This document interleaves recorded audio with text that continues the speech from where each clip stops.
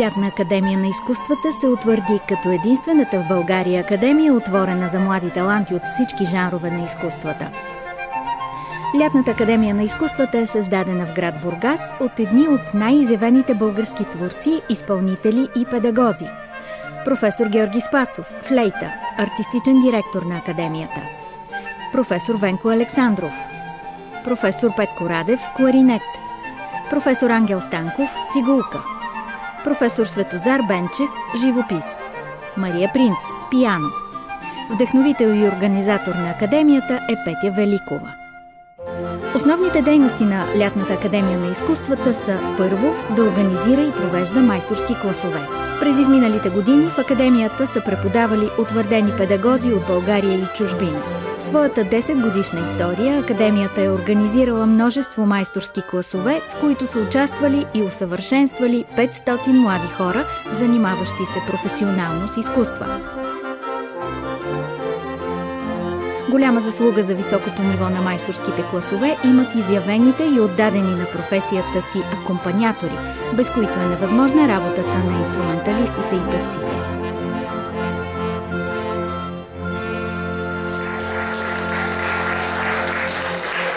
Сред дейностите на Лятната академия на изкуствата е създаването на партньорства. През 2012 година създадохме творчески връзки с музикалната консерватория към Тракийския университет в град Одрин, Турция, с реализиран концерт на преподаватели от консерваторията. Това бяха струнно трио Арабоглу. През 2015 година партньорството ни беше с Дамския камерен оркестър от град Катовице и с Националното училище за музикални и сценични изкуства Панчо Владигеров в Бургас, с които осъществихме общ проект във връзка с 10-годишнината на Лятната академия на изкуствата – тържествения концерт под надслов «Отново заедно и след 10 години». Друга дейност на академията е създаване и презентация на учебни, театрални и оперни спектакли.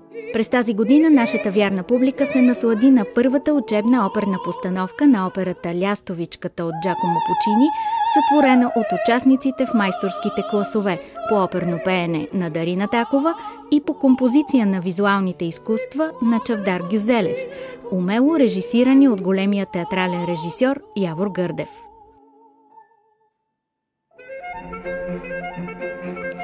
Академията организира концерти, изложби и други културни събития. През 2013 екипът на Лятната академия на изкуствата отбеляза 80-годишния юбилей на кларинетиста професор Петко Радев с камерен концерт в зала Иван Вулпе, Бургас. Участниците в събитието бяха соло-кларинетисти от изтъкнати европейски симфонични оркестри и негови ученици, свирещи извън границите на България, а именно Андрю Маринър, соло-кларинетист на Лондонския симфоничен оркестър; Филип Кюпер, соло-кларинетист на Парижката национална опера; Вангел Тенгъров, професор по кларинет в Тексаския щатски университет в Сан Маркос и изтъкнати наши музиканти, преподаватели в Академията на изкуствата. През тази 2015 година, усетил покровителството на музите, екипът на Академията организира фестивал «Приятели на Лятна академия на изкуствата». Фестивалът даде творческа изява на професорите Георги Спасов, Ангел Станков, Мария Принц, които с личния си пример демонстрираха на младите към какво да се стремят.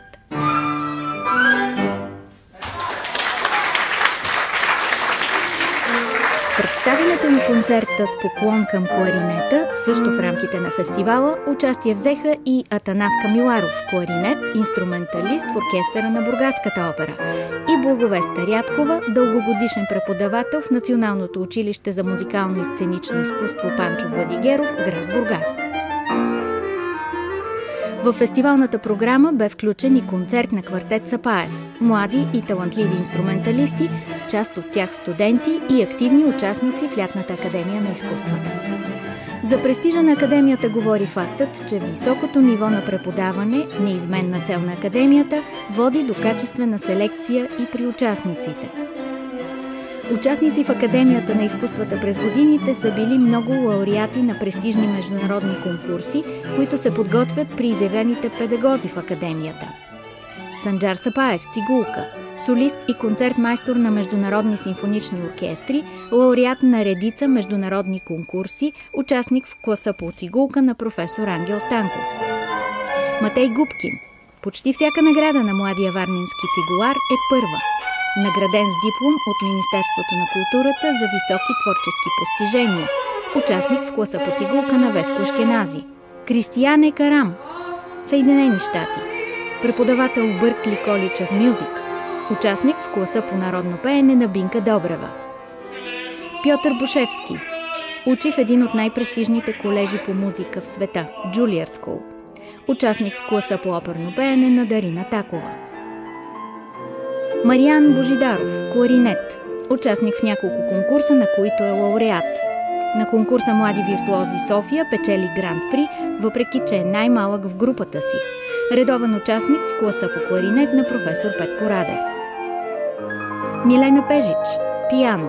Идва от Сърбия. Преподавател в музикалното училище в Ниш. Участник в класа по пиано на Мария Принц. Гергана Иванова, флейта. Лауреат на международни конкурси, солист, оркестрант в Софийската филхармония. Участник в класа по флейта на професор Георги Спасов. Николай Димитров, пиано. Лауреат на престижни международни конкурси. Участник в класа по пиано на Мария Принц. Дави Барето, виолончело. Лауреат на конкурси, участник в класа по виолончело на професор Анатолий Кръстев. След бурното развитие на музикалните специалности в първите години на академията, по-късно включихме класове по актьорско майсторство и живопис, които все още са в процес на утвърждаване. През 2015 година имахме пилотно издание и на уъркшоп по композиция в визуалните изкуства с преподавател Чавдар Гюзелев.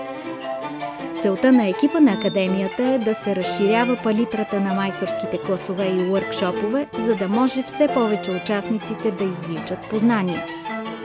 Не по-малко вълнуващо за младите хора е обстоятелството, че в Лятната академия на изкуствата са се срещали участници от 15 различни държави, между които Южна Корея, Япония, Бразилия, Панама, Съединените щати, Италия, Турция.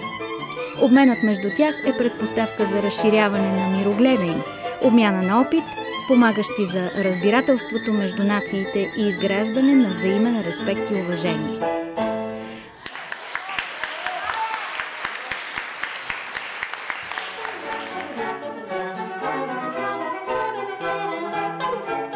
Основните дейности на Лятната академия на изкуствата са в синхрон с целите на европейската културна политика, заложени в редица програмни и стратегически документи, като Европейската стратегия за интелигентен, устойчив и приобщаващ растеж Европа 2020, поставяща на първо място сред силните страни на Европа таланта и креативността на европейските граждани.